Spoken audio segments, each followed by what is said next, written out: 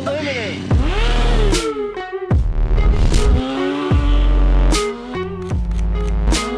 Like, subscribe, comment.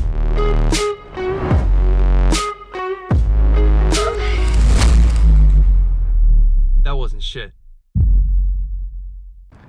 What up, y'all? It's Nasty Nate. Welcome back to the channel, or welcome to the channel. If you're new, please subscribe. I just want to do a quick video today because I'm supposed to be on my way to a street ride. I'm always late. I'm trying to break the habit. Today, I want to take you guys through a pre-street ride, stunt ride inspection of your bike.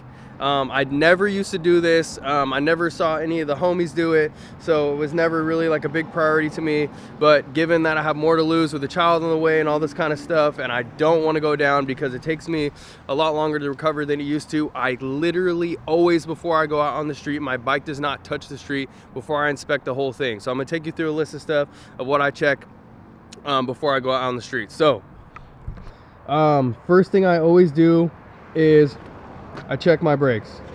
I make sure I've got pressure here. Okay, yep, pressure in the handbrake. I check the brake and clutch bolts actually to make sure that they're tight, make sure my clutch and brake lever is not going anywhere.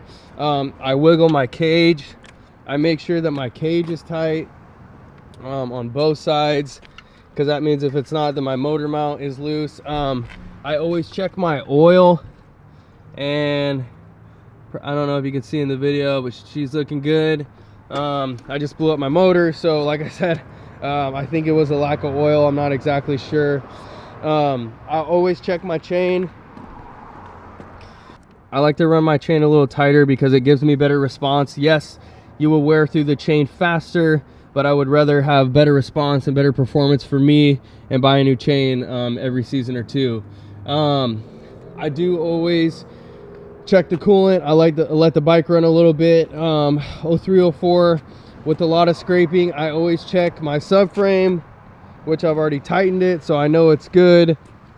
I check front brakes, obviously. Make sure all your cables, see how we have to run these like this. I know everybody, you know, does something similar or runs it through the frame, underneath the tank, whatever you do.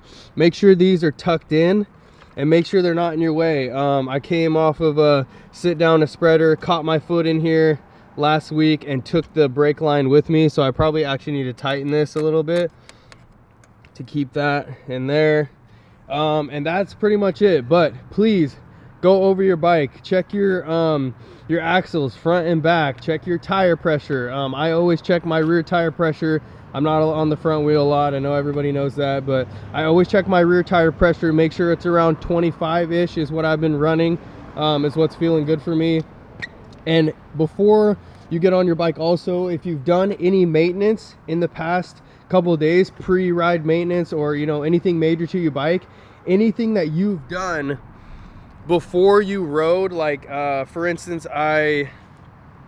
what did I do? Oh, I wired a headlight. I moved my bars, my handlebars a little bit. So before I get on the bike after that, even though I've already had the bike buttoned up, I checked to make sure my handlebars were tight.